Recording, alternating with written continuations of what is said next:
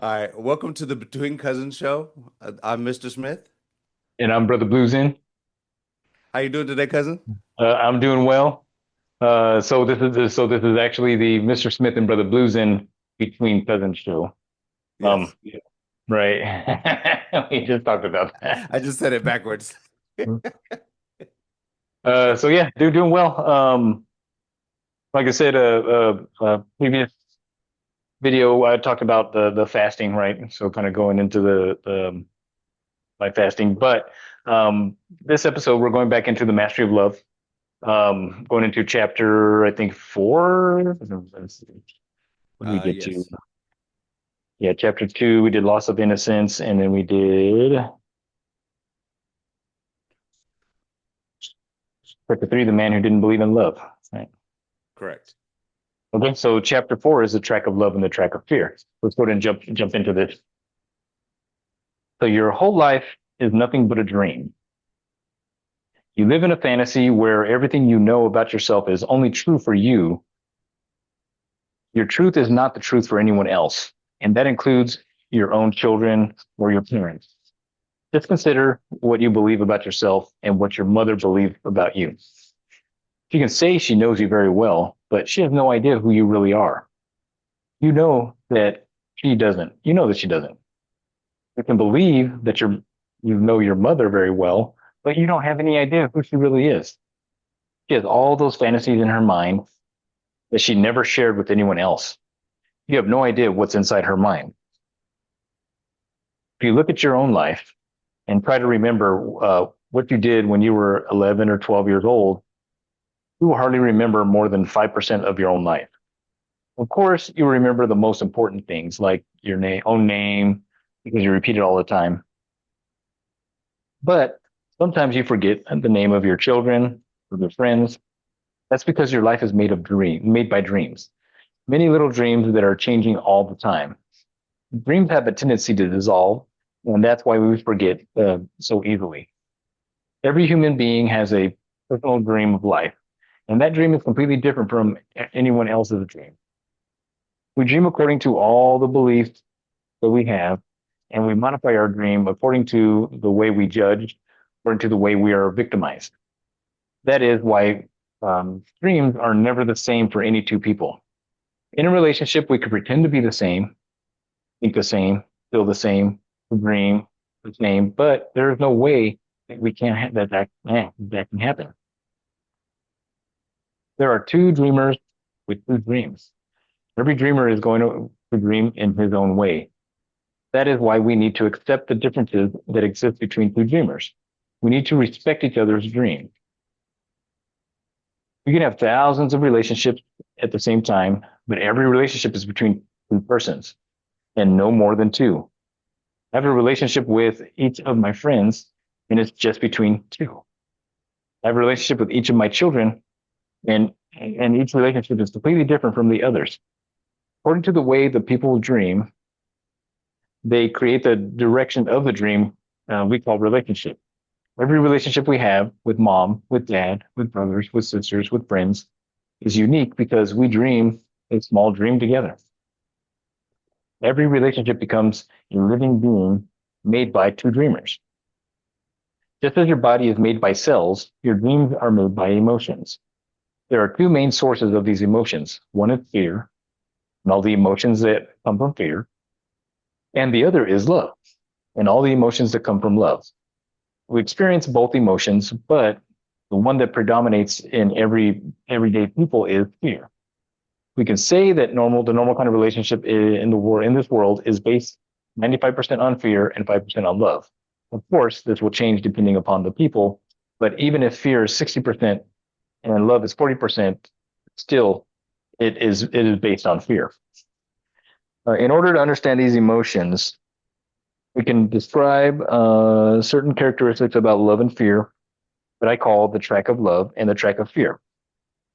These two tracks are merely points of different references, points of reference to see how we are living our life. These divisions are for the logical mind to understand and try to have some control of the choices we make. Let's look at some of the characteristics of love and fear. Love has no obligations. Fear is full of obligations. In the track of fear, whatever we do is because we have to do it, and we expect other people to do something because they have to do it. We have the obligation, and as soon as we have to, we resist it. The more resistance we have, the more we suffer. Sooner or later, we try to escape our obligations. On the other hand, love has no resistance.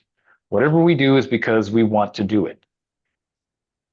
It becomes a pleasure, like a game, and we have fun with it. Love has no expectations. Fear is full of expectation. With fear, we do things because we expect that we have to, and we expect that others are going to do the same. That is why fear hurts and love doesn't hurt. We expect something. If it doesn't happen, we feel hurt. It isn't fear. We blame others for not fulfilling our expectations. When we love, we don't have the expectations. We do it because we want to. And if other people do it or not, it's because they want to or not. And it's nothing personal. We don't expect something to happen if nothing happens. It's not important. We don't feel hurt because whatever happens is okay. That is why hardly anything hurts us when we are in love. We aren't expecting that our lover will do something, and we have no obligations. Love is based on respect. Fear doesn't respect anything, including itself. If I feel sorry for you, it means I don't respect you. You cannot make your own choices. When I have to make the choices for you, at that point, I don't respect you. If I don't respect you, then I try to control you. Most of the time, we tell our children how to live their lives. It's because we don't respect them. We feel sorry for them, and we try to do for them what they should do for themselves. When I don't respect myself, I feel sorry for myself. I feel I'm not working enough to make it in this world. How do you know when you don't respect yourself? When you say, poor me, I'm not strong enough. I'm not intelligent enough. I'm not beautiful enough. I cannot make it. Self-pity comes from disrespect. Love is ruthless. It doesn't feel sorry for anyone, but it does have compassion. Fear is full of pity. It feels sorry for everyone. You feel sorry for me when you don't respect me, when you don't think I am strong enough to make it. On the other hand, love respects. I love you. I know you can make it. I know you are strong enough, intelligent enough, good enough that you can make your own choices. I don't have to make choices for you. You can make it. If you fall, I can give you a hand and I can help you to stand up. I can say, you can do it. Go ahead. That is compassion. But it is not the same as feeling sorry. Compassion comes from respect and from love. Feeling sorry comes from the lack of respect and from fear. Love is completely responsible. Fear avoids responsibility, but this doesn't mean that it's not responsible. Trying to avoid responsibility is one of the biggest mistakes we make because every action has a consequence. Everything we think, everything we do has a consequence. If we make a choice, we have an outcome or a reaction. If we don't make a choice, we have an outcome or a reaction. We're going to experience the consequences of our choices in one way or another. That is why every human is completely responsible for his actions, even if he doesn't want to be. Other people can try to pay for your mistakes, but you will pay for your mistakes anyway, and then you will pay double. When others try to be responsible for you, it only creates a bigger drama. Love is always kind, fear is always unkind. With fear, we are full of obligations, full of expectations, with no respect, avoiding responsibility, and feeling sorry. How can we feel good when we are suffering from so much fear? We feel victimized by everything. We feel angry or sad or jealous or betrayed. Anger is nothing but fear with a mask. Sadness is fear with a mask. Jealousy is fear with a mask. With all those emotions that come from fear and create suffering, we can pretend to be kind. We are not kind because we don't feel good. We are not happy. You're on the track of love. You have no obligations, no expectations. You don't feel sorry for yourself or for your partner. Everything is going well. And that is why that smile is always on your face. You're feeling good about yourself. And because you are happy, you are kind. So because you are happy, you are kind. Love is always kind, and that kindness makes you generous and opens all the doors. Love is generous. Fear is selfish. It is only about me. Selfishness closes all the doors. Love is unconditional. Fear is full of conditions.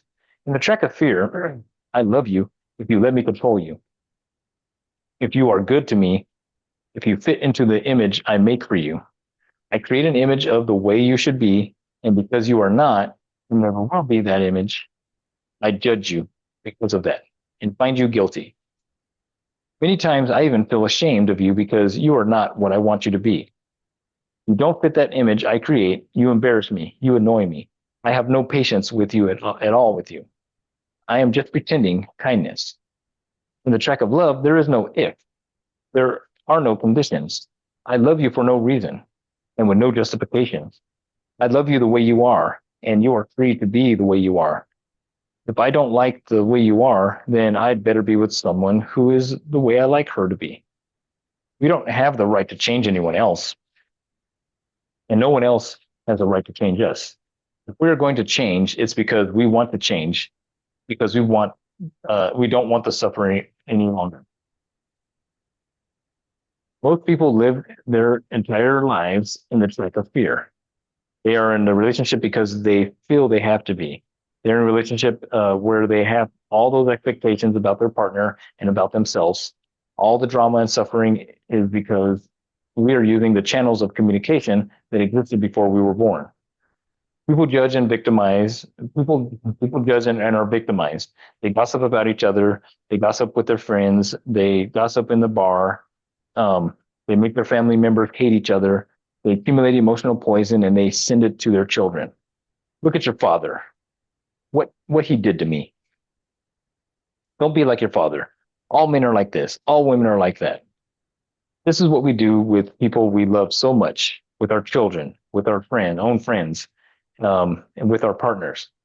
In the track of fear, we have so many conditions, expectations, and obligations that we create a lot of rules just to protect ourselves against emotional pain, when the truth is that there shouldn't be any rules. These rules affect the quantity of the channels of communication between us. Because when we are afraid, we lie. If you have the expectation that I have to be a certain way, then I feel the obligation to be that way. The truth is, I am not what you want me to be. When I am honest and I am what I am, that's right now. Okay. Okay. That little glitch, I guess it was a glitch. I got a text message. So where was I at? Let me see. We don't want to suffer anymore. So most people live their entire lives in a type of fear. They are in a relationship because they feel they have to be. They are in a relationship where they have all those expectations. I think I already read this, but I'll read through it anyways. About their partner and themselves. All the drama and suffering is because we're using the channels of communication that existed before we were born. People judge and are victimized.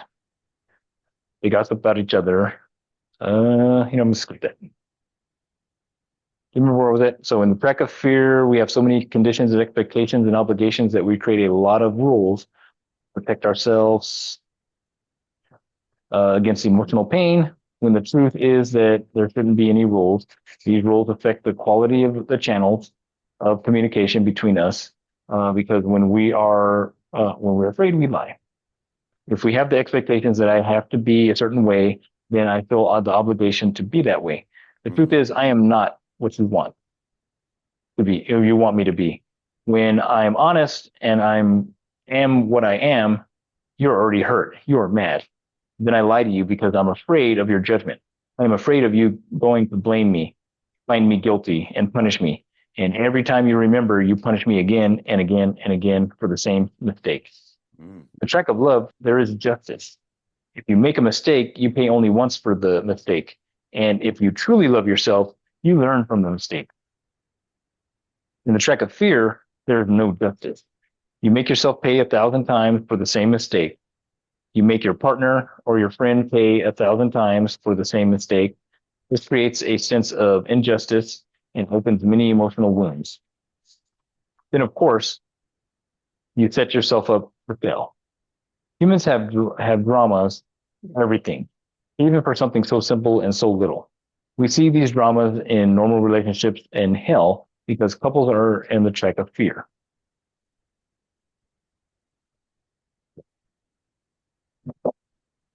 So in every relationship, there are two halves of the relationship.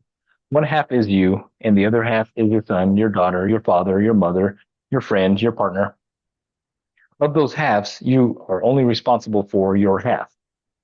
You are not responsible for the other half.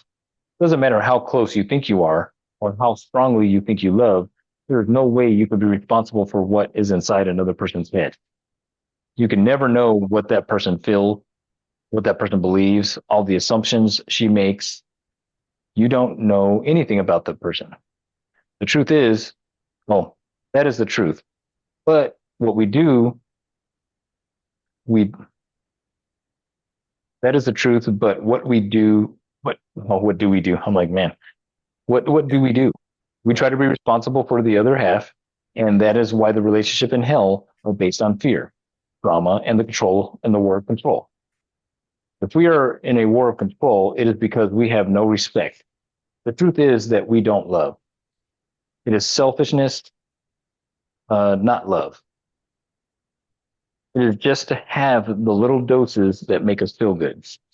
When we have no respect, there is a war of control because each person feels responsible for the other. I have to control you because I don't respect you. I have to be responsible for you because whatever happens to you is going to hurt me and I want to avoid pain.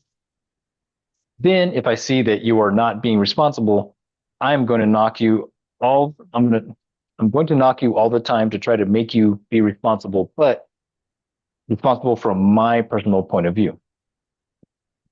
It doesn't mean that I'm right. This is what happens when we come from the track of fear. Because there is no respect, I act as though you are not good enough or intelligent enough to see what is going on, or what is good and what is not good for you. I make the assumption that what you are not, my goodness, that you are not strong enough to go into certain situations and take care of yourself. I have to take control and say, let me do it for you. Or don't do that. I try to suppress your half of the relationship and take control of the whole thing. If I take control of our whole relationship, where is your part? It doesn't work.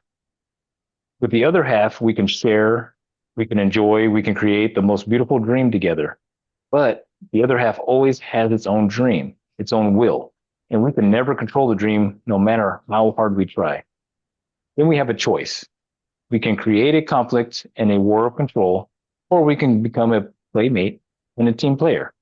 Playmates and team players play together but not against each other. If you are playing tennis, you have a partner. You are a team, and you never go against each other. Never. Even if you both play tennis differently, you have the same goal: have fun, to play together, to be playmates. If you have a partner who doesn't want to control your game, who wants to control your game, and she says, "No, don't play like that. Play like this. No, you are doing it wrong.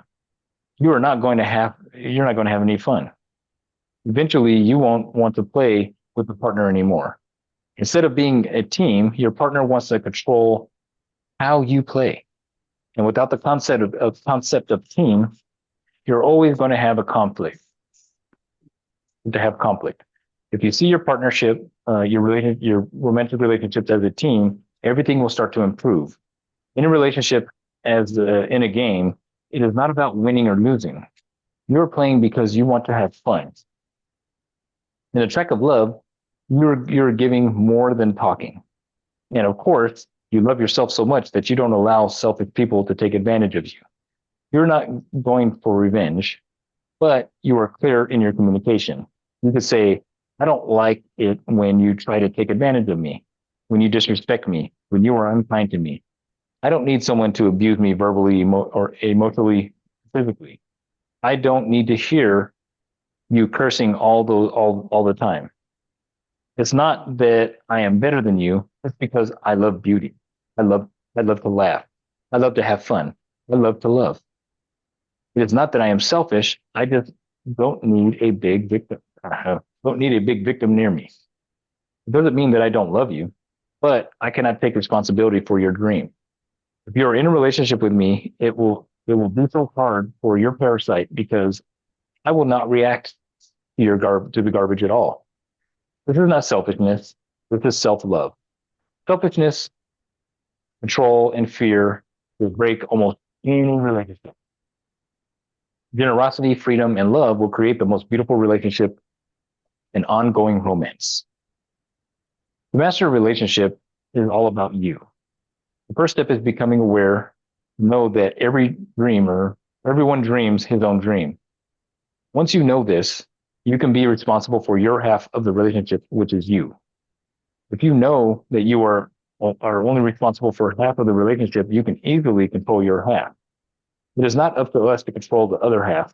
If we respect, we know that our partner, or friend, or son, or mother is completely responsible for his or her own half. If we respect the other half, there is always going to be peace in that relationship. There is no war.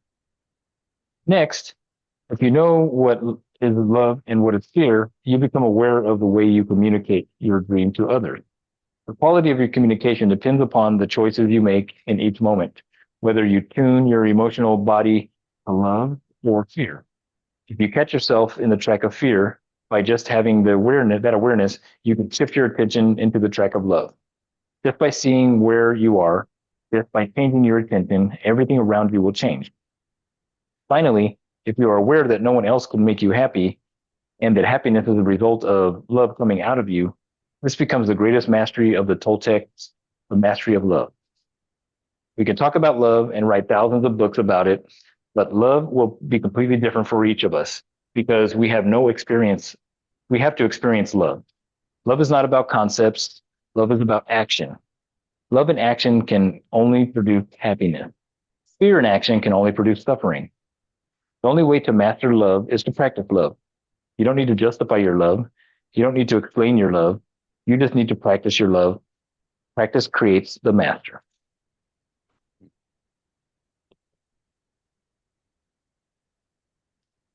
There is a lot of good stuff in this one. There's a lot of good stuff in Creates this. the master. Yeah. But one of the things I wrote down earlier was that what do you call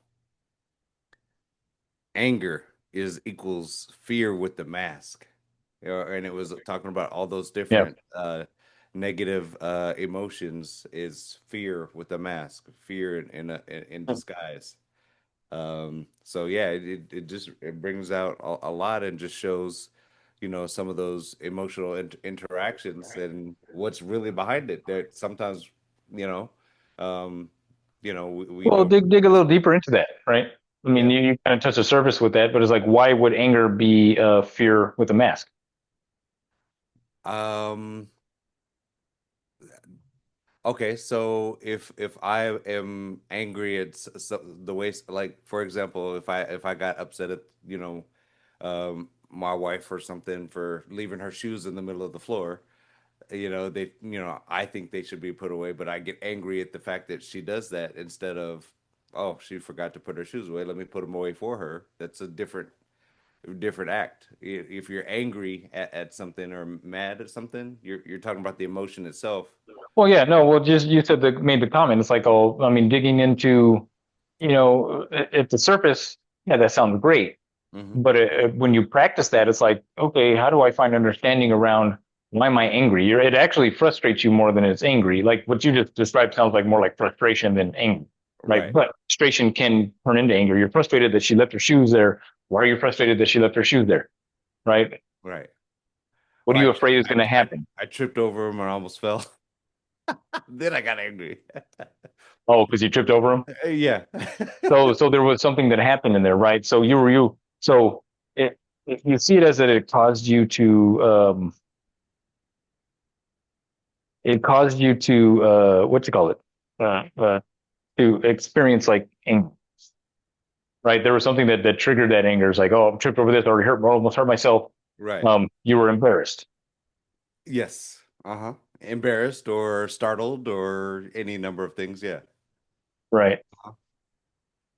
So it's just when you look at that, like, because yes, you're correct. That is one of the better, I guess, verses in here is okay. Anger is just fear with a mask, right? A lot of times we get angry at something because it's like, oh, I don't want that, because you don't have enough information to understand it. If you know what I'm saying. Mm-hmm. Same thing with depression. You're depressed because you have no real understanding as to um, why you're depressed. You just know that something is making you sad, and so you go into this depression. And maybe you know what it is, but the thing is that you're believing a lie at that point, right? You're believing something about yourself, or you're believing something that someone did to you, and you're, oh, well, they did this to me, and I just like, oh my goodness, I'm losing my job, or whatever it is you're going through. And yes, they're very bad experiences, Right. but it's because you're afraid of something is the reason you're depressed. You're Mm-hmm. afraid to be happy.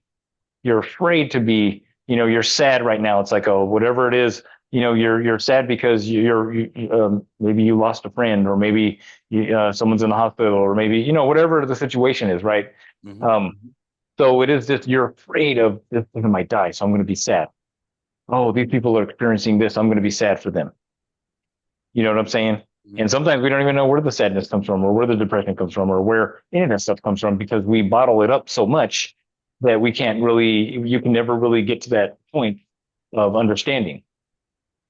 Right. And that's where we're coming in and doing, like, releasing stuff and letting go and saying, you know what? It's like, if I look at this from the eyes of love, it's like, would this be the same circumstance Right. versus the eyes of fear? But Mm-hmm. the first part of that is being aware that it's like, okay, there's something I'm afraid of, or there's a track of fear. And it's not that you're specifically afraid of it. It's more of this anxiety around it, or like what people say, trauma or trigger. It's a wound that you have causing you to feel that way, right? Right. Self-defense in some, Yeah. you know, And in your case, is this, you're just like more like, you probably mad at yourself because you didn't see the shoes right. and you weren't paying attention. Now, what I would tell you to do in that moment is like, okay, what were you thinking of in that moment? When you tripped over it, what foot tripped over it? What was, yeah. So, out of balance, almost falling over, and then the anger that, why was that there in the first place? No, but what were you thinking of at that moment? Before it, Where were you going? What was going on in your head?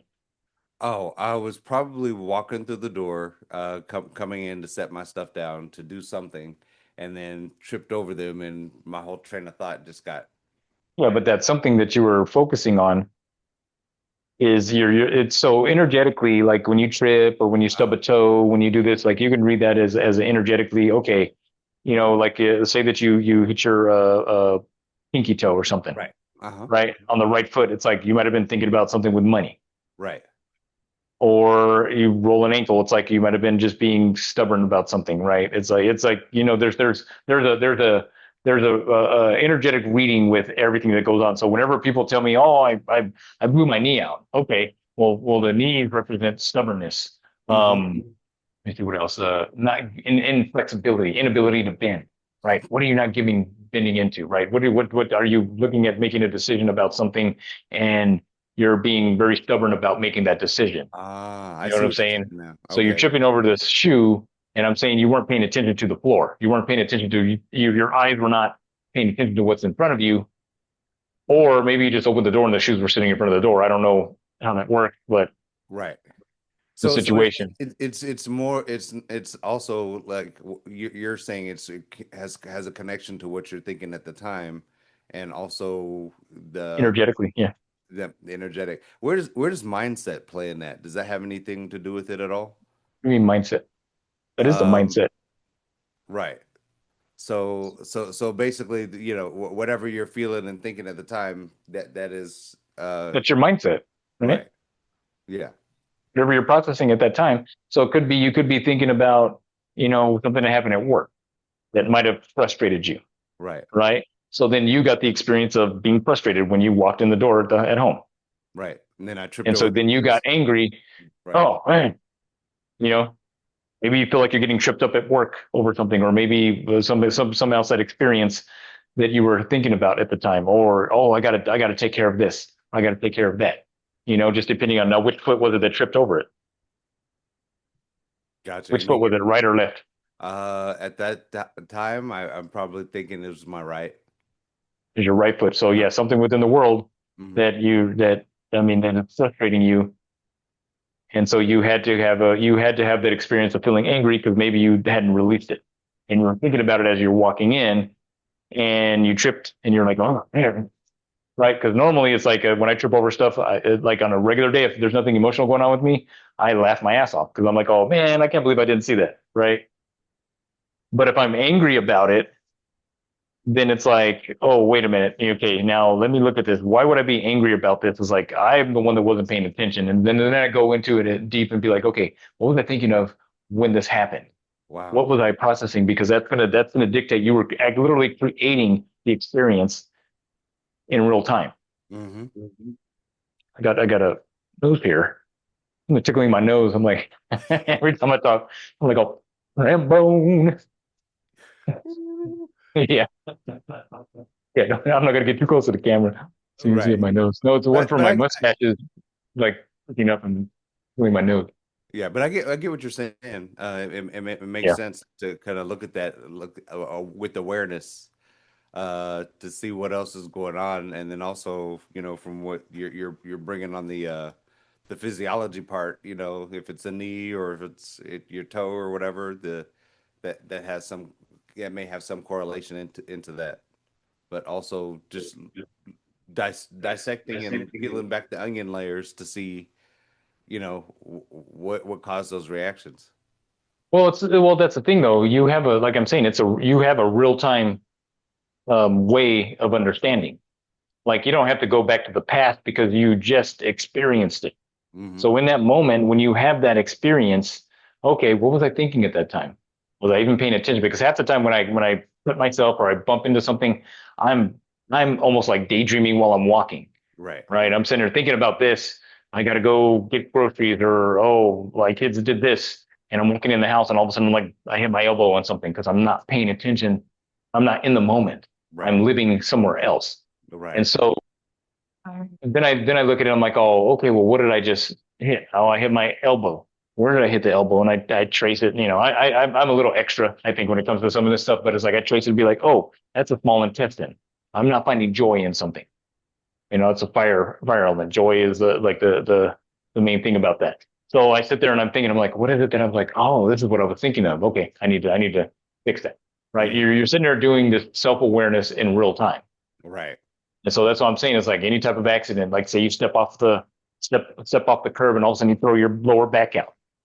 Okay, well that's a whole reading right there too, right? It's like the hips are um, fear of going forward and making decisions. Nothing to move forward to. So Hmm. it's like okay, you threw your hip out. Okay, what were you thinking in that moment? Because one, you had to be thinking something because when you were stepping off of this curb, you weren't paying attention to stepping off the curb, Hmm. right? Or did something just happen? Like, did you just have Right. an argument with someone, or did right? So it's like, so what I'm saying is that our bodies and our experiences tell us what's going on within ourselves Right. because it's Because a direct because if you were reflection of what's going on confidently within stepping off ourselves, that curb, and if you had intention when you were stepping off the curb, you maybe wouldn't have tripped up on it.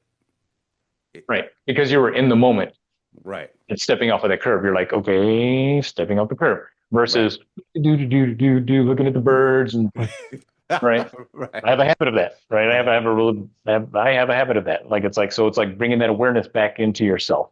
And I know that some of this stuff doesn't really have to do with the this other than building awareness around that when you are in I guess in a relationship and you're fear based. Like Right. that's what I like about this chapter that it makes you understand. Like so anger is nothing but fear with a mask. Sadness is fear with a mask. Jealousy is fear with a mask.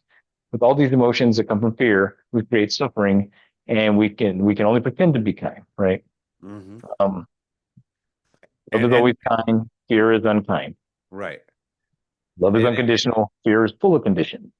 right. In one of the chapters, I mean, one of the paragraphs, the first thing it says is love is unconditional. So unconditional means there's no, I mean, anything.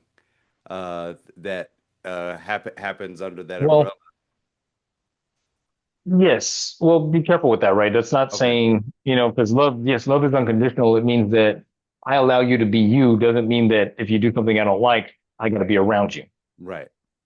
Hmm. You know what I'm saying? Doesn't mean you can just get away with whatever you want to get away with. I still have to have my own self love, right? With that. So love is unconditional, and you're not putting so. But what it's saying by love is unconditional is that there's nothing you have to do for me to love you, Right.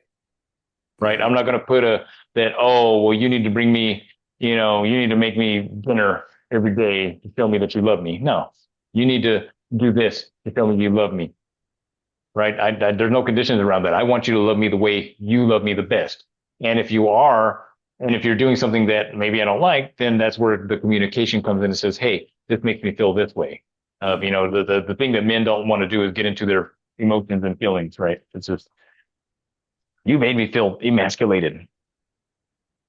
Okay, thanks. Right. So, and it Right. goes, and again, it's a two-way street. You got to be conscious of, okay, are they putting conditions on me? Right. And then the other part that he mentioned in there is like if each of us are if you're in a if you have a relationship, you only own one half of that. Yep. So I guess Yeah, I that can only be responsible for my half of the relationship. right. So, and then, adding the fear element in there with how he's describing these things, it just means that, are you navigating all these fear principles and fear rules versus, actually owning your portion of it and saying, okay, this is my portion that I did or didn't taken care of or, need to work on myself. Yeah. Yeah, yeah, taking responsibility for yourself. You know what? I did get mad at you. I did yell at you, and I did cuss at you. I do apologize for that. Like taking responsibility for that. A Hmm. lot of people, and it's not just romantic relationships. This is in all relationships, right? Um, this just reminds me of like I sit there and I have all these conversations because I don't know, for some reason it just seems that everyone is just so mad at everyone else because like they're very selfish with their views on life. And it's like, well, this is such a terrible thing. So I'm going to go and I'm going to destroy something that I'm going to destroy you because you're a terrible person. Like, where does that come from? Like, you don't love yourself, right? And you have actually no self respect if you're going to go hurt someone for something they didn't do to you Right. or hurt someone for something that happened 100 years ago. You're Hmm. going to blame someone right now. Right. It's like, but you're not even like it's mind boggling to me with the world today where everything is based off of the past as if it's happening right now. And so Hmm. then as they're basing it off of the past, they're creating it, but they're blaming someone else for it, but they're actually the ones that are creating this past experience because they're the ones focused on it. They're the ones fighting it. They're the ones fighting against it when it's like, oh, well, it's not happening right now. Like, what Right. are you fighting?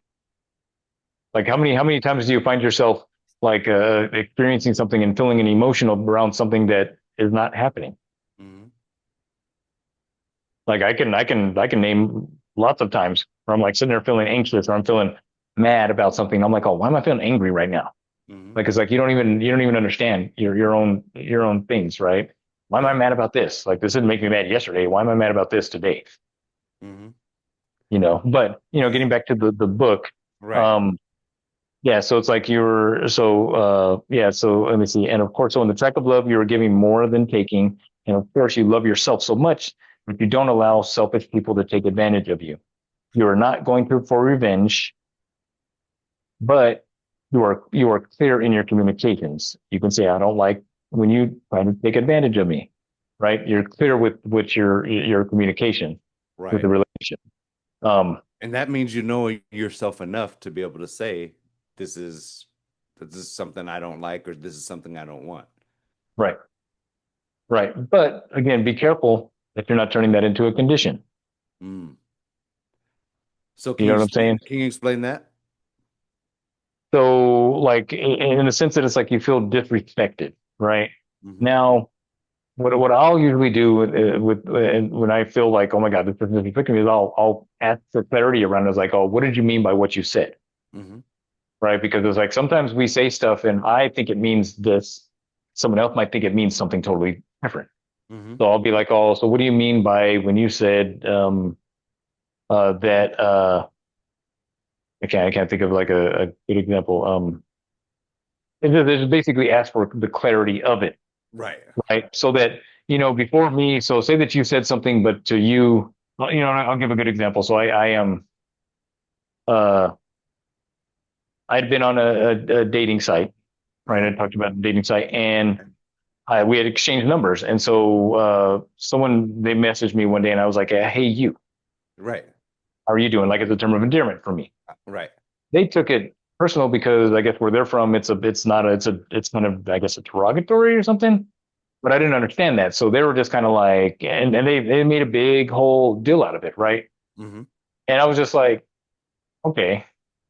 I sat there and thought about it. And I was like, oh, it's not that important to me that and I'm going to be like, well, no, I need to fight for saying, hey, you.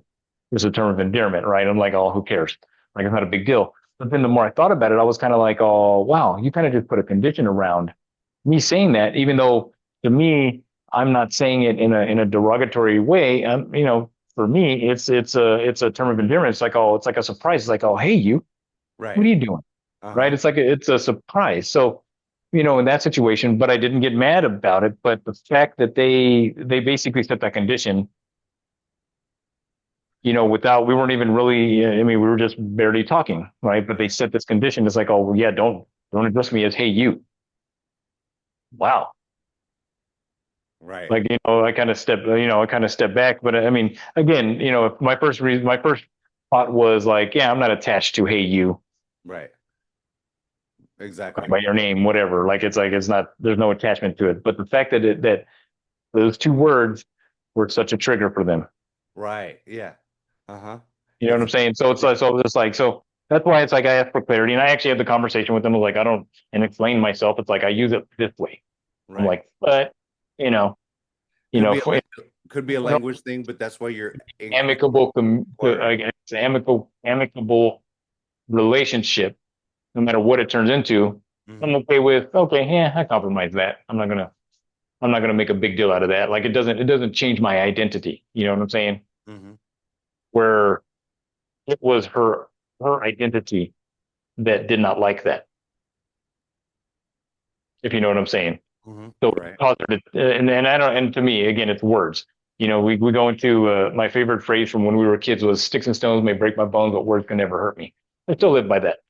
Well, you can call me whatever you want to call me, but it's like, okay, all I hear is wah, wah, wah, wah, wah, wah, wah, wah, wah, wah, like air coming out of your mouth, right? That's all I hear.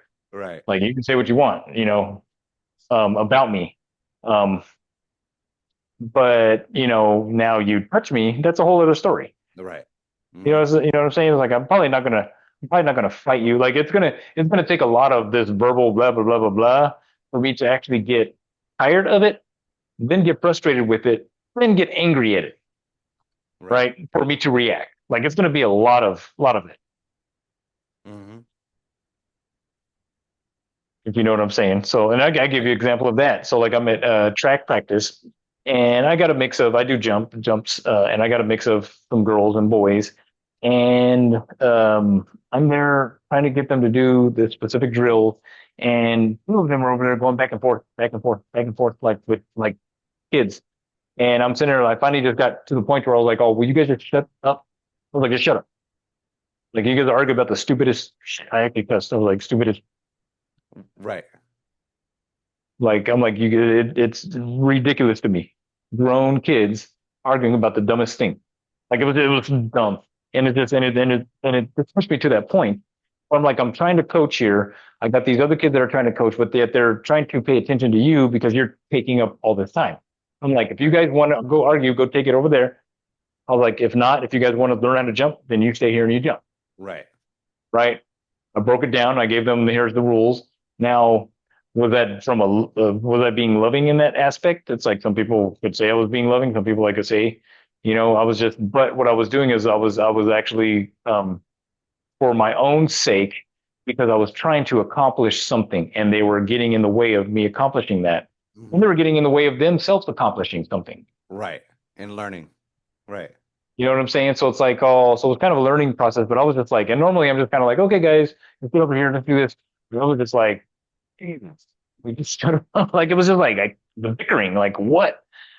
Like we're practicing jumping. Like, what is there to bicker about? Right.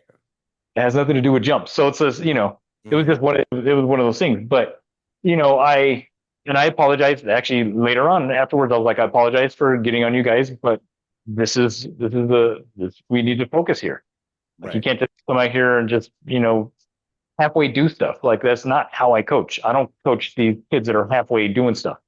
I'm like, Right. I want to coach kids that want to be champions, or at least they strive to be the best athlete they can be. Right. And that comes from me leading by an example. That's more of a leadership role, but me leading by example. Me coming out here and I'm doing these drills with you, me coming out here and me walking you through these stuff and me, okay, creating these customized drills. Like I customize everything. Right. And after I told them that, then they kind of started coming to practice and like doing what I was asking them to do. Right. But I'm like, I'm coming out here and I'm like, I'm taking my time out to teach you something. Exactly. And the other thing too is like you're in a sport that or with the track and field or whatever, the different things that you're working on, specifically jumping, that arguing, or whatever it was had nothing to do with the actual focus that you're intended on. It had So, absolutely nothing to do with it. right. I'm just But like, in a manner of speaking, you were had enough love to get them back on the track with what you were supposed to be yeah, focusing on, even if it did have, other elements in it that, hey, hey guys, we gotta, you know, get let's get back this, on it. Yeah, motivation. And right, that may not be the best analogy, right? right, I was giving you more of an analogy of like pushing me to my limits to where it's like, okay, now I got to say something, because it's like, 'cause really, it's like we right. need to focus. But if you take it to the other extreme, if you were like the bruised ego coach, Yeah, then you'd be like flying off the handle, cussing, and all this other stuff, and even taking it further out from what your goal is to get them to jump and to do that right. particular exercise. But I do see, where it can lead to if those emotions go Well, off. it could lead to me hitting one of them, Right. Hmm. right? Yeah. Some You mean, physical. shut up, Right. Yeah. right? Versus just verbally, hey, you shut up. Like it's like I needed an attention grabber and it got their attention. It was like, just shut up. Right. I actually use that on adults sometimes too. Yeah. This is what you're doing. This is what I want you to do. Right. Where's the Okay, home? I so need you to win. any other insights? Um, it's just, I mean, there's just even a lot to learn in So this one chapter. And understanding about, your own fears and understanding your and navigating your own half. And that's a lot to me, and I'll probably have to go back and read this chapter again, and then pull more stuff out of it. And like you said, you've read this whole book multiple times yeah, and pull something different, but it just meant a lot, just understanding, hey, we can run around with all these emotions and react to all these different things, but if we're actually in love with this person or we have a relationship with this person, what are we doing with our half? You know, right. so you Yeah, we know, want to be playmates. We yeah, want to play together. hmm We yeah, want to have fun together, and right? acting as a team instead of they're out to get me and all those other games and other things that people play instead of just having that conversation. Hey, this is bugging me. Can we work on this or whatever it is. And then let me do this part. So if you know what is love and what is fear, you become aware of the way you communicate your dreams to others. Quality of your communication depends upon the choices you make in each moment, whether you tune in or yeah, whether you tune your emotional body to love or fear, right? If you catch yourself in the track of fear by just having that awareness, you can shift your attention into the track of love, right? And then just by seeing what you are, just by changing your attention, everything around you will change. Um, yeah, I like this idea of like you don't know what's going on in someone else's mind. Like you can never know them. Hmm. No matter how much time you spend with them, you can pick up on the little ideas and idiosyncrasies, but you never know what's going on in them ever. No, no. Until you ask, you don't know till you can Even when you assume get a an lot answer of things. you ask, you still only get like I would say 75% of it, Right. Yeah, right? but you can What assume a lot of things by and looking at and different I people. go that based off of myself because it's like I give people enough information for understanding. I don't give them all the information. Hmm. How could I? There's certain stuff that they may not even understand, right?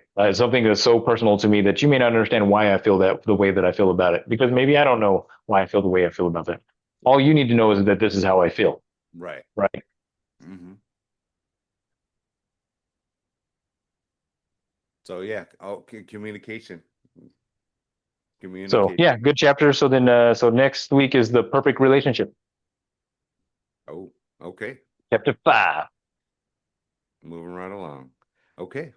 and then after that is my probably my favorite chapter, the magical kitchen. Actually, this is probably one of my favorite chapters in here.